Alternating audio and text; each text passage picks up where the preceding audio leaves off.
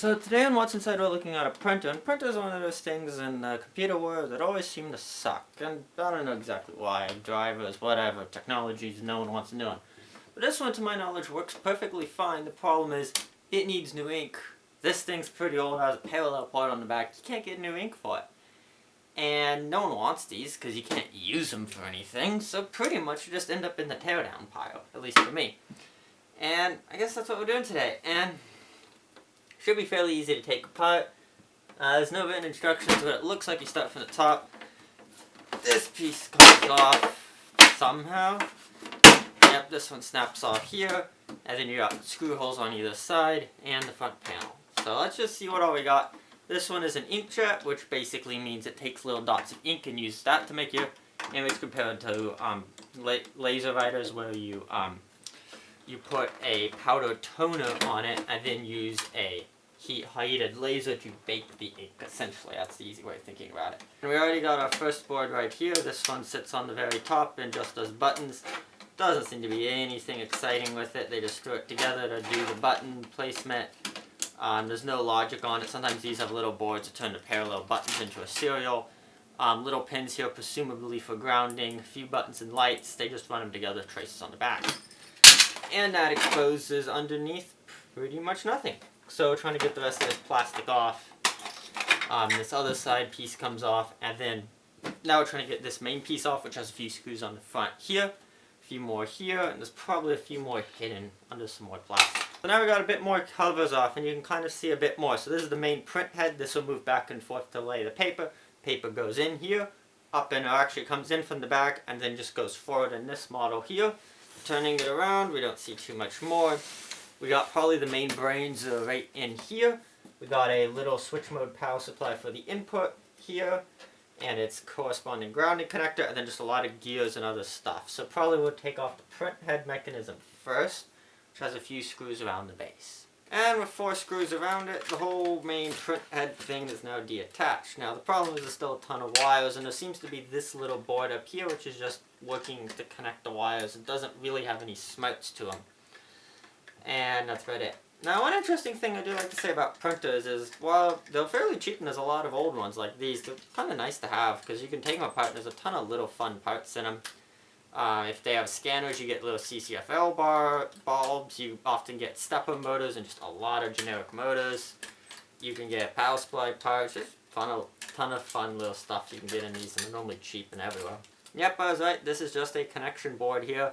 See all the traces connecting all the different pins. Probably was easier to have all the wires go to one central hub than it is to try to make it so that wires go from one motor to another, especially when you're having to try to share a few leads between them. And then you get these ribbon cables, and they use a ton of ribbon cables for things like data for the print heads.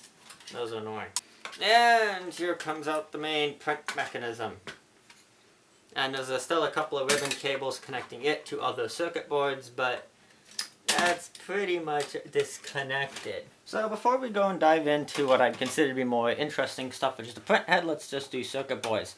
This is fairly standard peripheral here because there's nothing high power like there would be in a laser writer. You're not seeing anything very exciting. We got a switch mode power supply, probably where all the brains are. And then we have this fan and heatsink assembly here, which gotta be cooling something. I don't know exactly what it's cooling. There seems to be a heatsink under it. I've never seen that type of heatsink in little laser writers before, so that's probably going to be kind of interesting. Here's the main input. Parallel port goes here. They probably have... This guy's probably running the parallel pit. This is a custom Epson chip. Well, I need to look at board designs. And then there's actually a little card slot here, so it looks like you can add an expansion card for maybe network. It looks like network probably support if you want to have a network one. Because this guy's pretty old, so network support would have been a huge feature when it actually came out. So here's a quick look at the little circuit board we have going in here. So this is the main data side. I tried looking up all these chips. I can't find what they're doing. All Epson branded. You can't really see. This guy's probably a ROM chip due to the fact that it's removable, making it easy. This is probably the main processor. This is probably memory for the main processor. Got an expansion slot here. This guy over here is probably doing the parallel port processing of this guy doing some sort of filtering. Got another USB chip and a little bit of power circuitry down here. And we got a backup battery, probably because this guy is probably a RAM chip and you need battery to maintain it. That wouldn't surprise me. A lot of these devices work like that. So on the other side is probably what I'd consider to be the more exciting part. And this is the controller. So this is the big heatsink that you saw and was actually fan cooled, which I haven't seen before. And that's because you can kind of see it here. There are 4 big transistors on here. They look like, because it's an older design, you don't have MOSFETs. On an older BJ standard bipolar transistors. We got these 2 here, which seem to work together as a pair, because these are both half bridges for a single motor, because full H bridge for a stepper drive, full stepper driver here. Each one of these are their own stepper drivers here, and these 2 guys here are working as drivers to drive these transistors, which drive another one. And this big cable here, while removable, is the main controller, is the main cable to run all the motors, which we will see in a little bit once we open up the rest of it, which is where all the actual printing work happens. One more interesting thing is this is a 35 volt fan here. Now I've never seen a 35 volt fan, but it must be using the same voltage that the stepper motors are using, and they must thought it's easier to just have the 35 volt rail for the steppers, 5 volt for standard logic, and getting a 35 volt fan was cheaper and easier than either making a separate 12 volt rail or finding a 5 volt fan that worked well. This is going to be a quick look at the power supply. It's a fairly generic, relatively low cost, slightly older switch mode power supply. And as you can see here, here's the input power, goes to a fuse, couple of MOVs here in case of overages. We got an X cap here, we got a couple of Y caps around here, another filtering inductor here. We then got a bridge rectifier here, goes to the main one. Notice no active power factor corrections. This guy's going to just suck when it comes to power factor. Main switchers right here. A couple of auxiliary components for managing when the switcher goes. This is the main transformer. These 2 are diodes, probably for different rails. This guy here, looked it up, is a 5.1 to 35 volt regulator, which feels interesting because normally you'd have a 35 volt rail. It looks like it's probably using this guy as an inductor for that. And if we look at the board traces on the back, we can see this is probably the high voltage motor driver here. This is probably the lower voltage for the logic boards. Not too much to know. It's fairly generic power supply. Might pull some parts off of it later. But now let's actually go and look at the rest of the printer mechanism. So this here is the print mechanism, and the interesting thing with the print mechanism we notice is there's 2 hoses running from it with ink on it. And this is probably, my bet, is the cleaning system, because it goes into here. And it goes into these what looks like cotton pads, which it probably will slowly fill up over time. And it doesn't look like there's a way to clean it. And it looks like this is where it puts oil when cleaning the head or something. Yeah, this is definitely ink on these. And this one's covered up. This probably has been mainly used for black ink and it's just used ink pads. These should probably be tossed and not dumped on my floor. And this is maybe the color one, because it's used less, that's my only guess. And these are just ink pads, and they do this with your fingers, so don't play with ink. So this huge contraption here is the print mechanism, and as you can see, there's a few motors and gears on every single side. We got 2 big stepper motors here and here, driven by those controllers we looked at earlier. We got the ink heads under this, which I should get out before they get ink everywhere. This is the drainage system I was looking at. Actually, yeah, from looking at that, it's just coming from one link.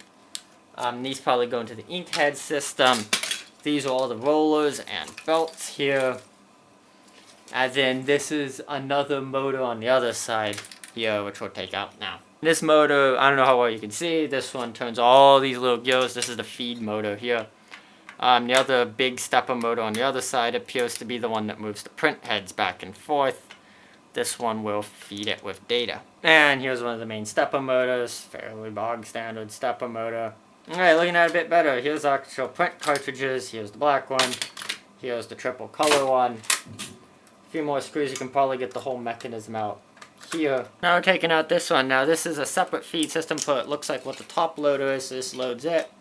As we can see, another gearing mechanism. This motor, which feels like another stepper motor due to all that cogging it has. And then we have a solenoid here, made for 42 volts, which makes me question, we have a 35 volt fan and a 24 volt solenoid. What this all running at. If we look at this stepper, it's not labeled. This stepper, not labeled, so it's It's probably somewhere in that 40 volt range running all this stuff, because normally stuff that's rated for 42 will run at 35 just fine. Could also just not be regulated well as well. You also, that's pretty much it, solenoid and that. Solenoid limits it from spinning, keeps this piece from moving all the way down to change which gear is in use at certain times. I think that's used to drive different sets of gears, but I can't be for sure. So, this is pretty much leaving the print head, which is kind of a pain to get at, because not labeled at all, probably not designed to be serviced at all. It's a lot of self-tapping metal screws and just folded metal construction that realistically, with these cheap ones, was never designed to be repaired or really even taken apart. The first thing I was wondering why is this thing, by default, doesn't want to move at all. So there's actually a little pin right here, I don't know how well you can see it, which lets the print head move all the way. And this is the stepper here that it does it. And I can be sure where these little guys are coming from goes up to this pad, which is probably where it dumps the extra ink from these little ink cartridges when it's done as a probably either drying or cleaning mechanism. And this moves back and forth. I could demonstrate it if I had a stepper driver, which I don't right now. Now you can get a better look at the ink mechanism down here. The cleaning pad, this is where the heads go, and in order to actually clean it, it looks like it moves up somehow, or maybe this moves down, because normally it can't touch it. No, they're definitely like this. So I don't know exactly how it's doing it. Oh, I know, because these aren't the print heads. The print heads are lower, so that would be fine.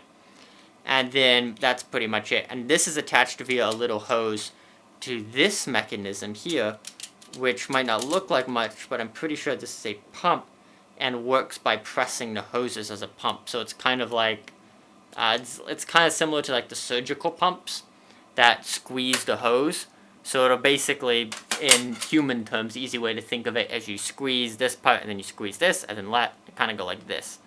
And that's how it works. And then you don't have a pump that never actually has to touch the oil or the ink. And here's a better view of how this mechanism works. You can see those two little steel rollers that will move along and roll the ink out through here into that other chamber. And there's a second identical one on the other side. And it lets it use this as a little pump without ever having to get the pump with ink in it, and it stays in hoses. These types of pumps are generally used for stuff like ink, where you don't want to get it everywhere, and things like blood, where you legitimately can't use anything else because it contaminates the blood and is incredibly hard to sterilize a full pump. And this is here what we have to be cleaning with that mechanism. And this is the ink head. So here's the print head mechanism. After pulling all this stuff out, it's fairly simple. So this little piece here appears to be very finely printed, so it knows where it is, and it has a little sensor to know where it's positioned at any given time.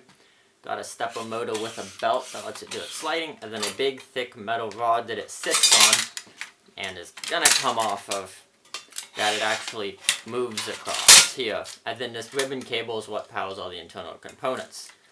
Opening this guy up, we can see there's pretty much, this is where the ink goes and sits in, squirts in via these little valves, and on this one it doesn't seem like there's any actual communication with the ink module. Some of those modules on other printers have little DRMs or whatever they want to use to control the ink functionality. And this is the exciting part right here at the bottom, which is the actual print heads. And this is where there's a ton of tiny little ink jets that squirt out the ink on the paper. You probably can't see it, but this is a very fine patterned piece. Slits into this little thing, and it moves back and forth, and it knows exactly where it is at different times. Here's a better look at the actual print head. So this was inside the main case. We can see this is the actual print head, which we'll try to get into a little bit more in a bit. On the other side, this is just where the ink cartridges hook in, and those slight little tubes in here that run it into the print head. So here's a better look at the actual print module here. We can see basic supporting circuitry here going into the ribbon cable and going to the other circuit boards on it. This is the actual print mechanism. So if you look at the channels here, it seems to just seep into these little holes right here. And then once it goes to those holes, it goes in here. I'm guessing these are used to activate magnets, but it's going to be a pain to actually tell. Let's try to get in there. So this is probably the best look that we're going to get of the actual print head. So if we see on the actual print side, we can see there's a few faint lines of dots. You probably can't see it, but I can. And you can feel it.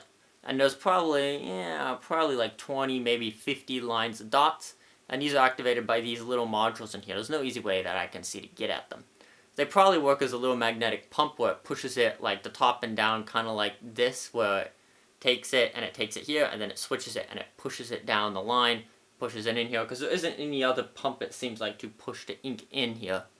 And my guess is since there's 5 heads, there's 2 for key or black, and then these 3 here for color. And that's basically it in these printers. There's not too much more. There's a fairly small inkjet. And the ink gets all over my hands. So, thanks for watching. Subscribe for more teardowns.